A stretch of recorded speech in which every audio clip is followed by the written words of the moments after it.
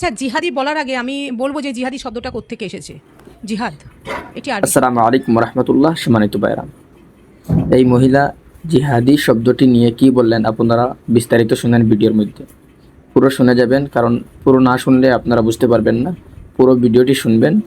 আচ্ছা, জিহাদি বলার আগে আমি বলবো যে জিহাদি শব্দটা কোত্থেকে এসেছে। জিহাদ এটি আরবি শব্দ, যার অর্থ হচ্ছে সংগ্রাম, প্রচেষ্টা বা সাধনা। এই বাংলা মানেটা যখন আমি জিহাদি না বলে বাংলাই বললাম, আমি সংগ্রাম করব, আমি প্রচেষ্টা করব, আমি সাধনা করব, শুনতে কেমন লাগছে? স্বাভাবিক শব্দ না? খুব সুন্দর শব্দ না? কিন্তু এই শব্দটার অর্থই আরবি কথাই হচ্ছে জিহাদ।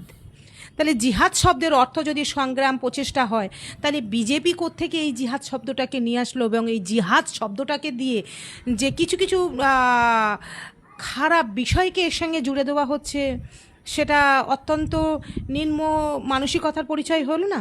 কি বলছে জিহাদি নিয়ে বলুন আপনি?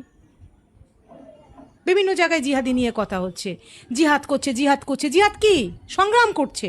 সংগ্রাম করতেই পারে মানুষ, তার কমের জন্য সংগ্রাম করতে পারে, তার অধিকারের জন্য সংগ্রাম করতে পারে, তার অধিকার নেওয়ার জন্য সংগ্রাম করতে পারে।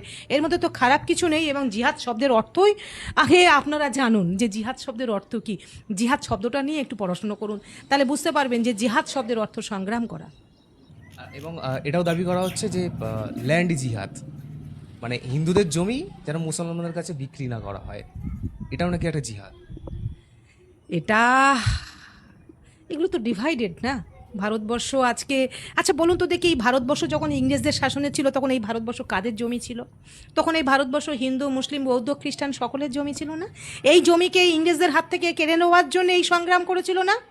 আজকে দুর্ভাগ্য যে কারা আমাদের দেশের জন্য রক্তগঙ্গা বইয়ে দিয়ে গেছিল, কারা এই দেশের মাটিকে ইংরেজদের হাত থেকে কেড়ে নিয়েছিল, আজকে সেই মাটিকে ডিভাইডেড করছে ল্যান্ড জেহাদ বলে, যে হিন্দুর জমি মুসলমান বিক্রি করতে পারবে না, মুসলমানের জমি হিন্দু বিক্রি করতে পারবে না। দেখুন, এটা এই এই কালচার ভারতবর্ষে চলবে না বেশি দিন। যারাই আসুক না কেন, যারাই যা বলে থাকুক না কেন, আমরা একসাথে ছোটোবেলা থেকে এক থালায় বড় হয়েছি, খেয়েছি। এই কৃষ্টি কালচার ভারতবর্ষে আজীবন থাকবে। কত আসবে যাবে, কিন্তু এই কৃষ্টি কালচারকে মোছা যাবে না। বিবেকানন্দের একটা কথা আপনাকে বলে শেষ করব।